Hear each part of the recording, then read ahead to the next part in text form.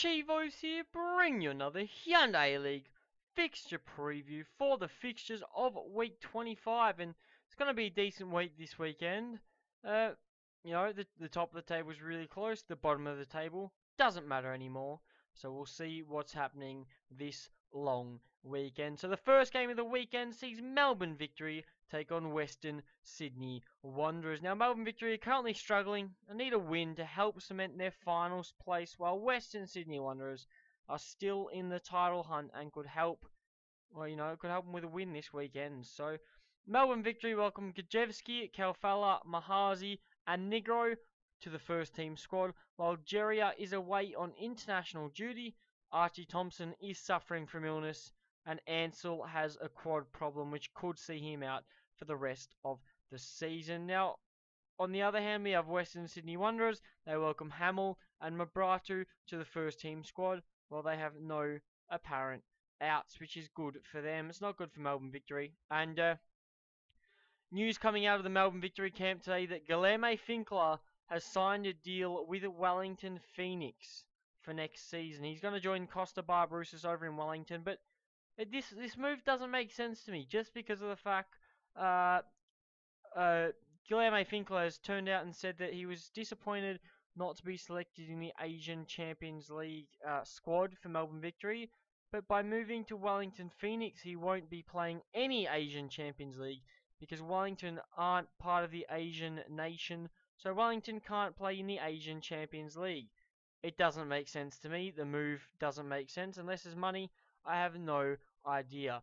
Now, Western Sydney, obviously, they could help with their chances of winning the league this weekend, while Melbourne Victory need the 3 points, otherwise their finals place could be well and truly gone. So, Western Sydney are the dominant side. I can see them winning this fixture 2-0.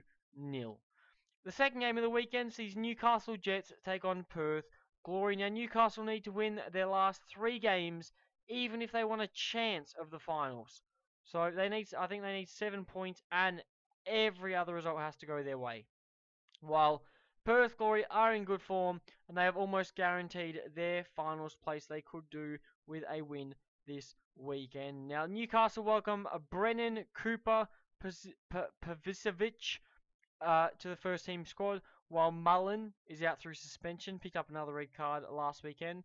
While on the other hand, we have Perth Glory, who welcome Rinkovic, Ferreira, and Williams to the first team squad, while Joshua Risdon, the captain, is away on international duty. Now, the last time the teams met, Perth Glory won 2-0 in what was a quite comfortable fixture for them. Now, I think it's going to be the same. Although they are playing at the Hunter Stadium, I think it is going to be the same. The result is going to slightly differ, though. Newcastle do have the home advantage. They do have Nordstrand. He's going to score a goal, but I can see Perth Glory winning this fixture 2-1.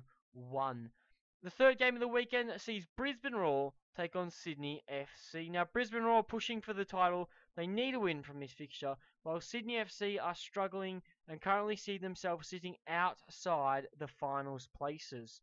Brisbane Roar welcome Donachie, Clutt, Hervis, and Brady to the first team squad, while Matty Mackay is out on international duty and Hingett is out due to suspension.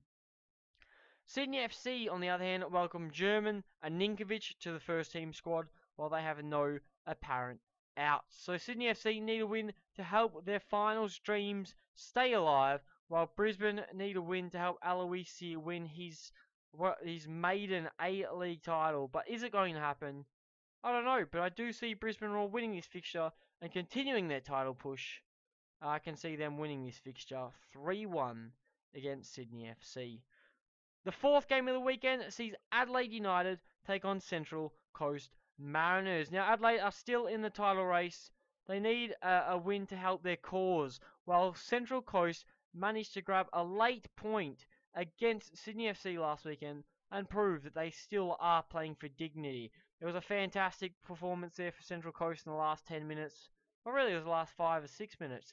Bagged 2 goals and managed a point without the likes of Luis Garcia and Mitch Austin. So they've done a very good job there. And obviously, Sydney FC, terrible. Now, Adelaide United welcome Sanchez, Karuska, and Elsie to the first team squad, while Tongyik has been omitted from the squad. And on the other hand, we have Central Coast Mariners who welcome Austin, Garcia and Pearce to the first team squad, while Berry is out with a knee injury and Hewitt Bell has been omitted from the squad. Adelaide United are having a great season, but they do need a few more wins to try and claim their maiden A-League title. On the other hand, we have Central Coast who are happy to prove that they're still a team. They can still cause upsets, and they still can affect what happens in the finals places. Now, Central Coast, I don't think they're going to make an upset this weekend. Unfortunately, it's not going to happen. They did a very good job last weekend, and they did Melbourne Victory a favour. I thank them so much. But this weekend, tougher opposition. They are playing against one of the title chasers, and I can see Adelaide United winning this fixture 2-0.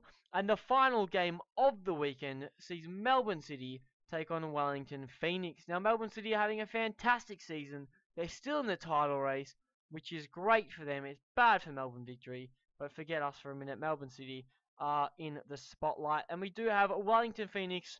Although they haven't had the best season this season, they are already looking to rebuild next season. They've already signed Barbarousis and Guilherme Finkler from Melbourne Victory. So Wellington Phoenix starting to rebuild.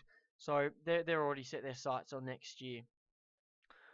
Melbourne City welcome Trefiro, Retre, Clisby and Brown to the first team squad, while Wilkinson and Moy are on international duty.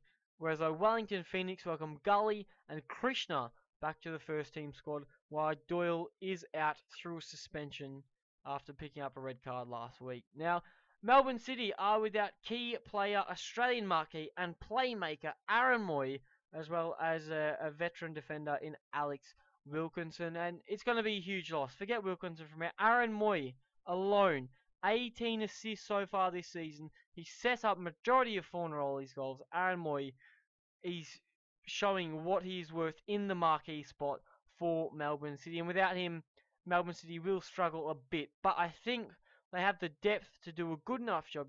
Fornaroli's still going to be there. Navio's still going to be there. They do have a very good side, and I can see them winning this fixture against Wellington Phoenix.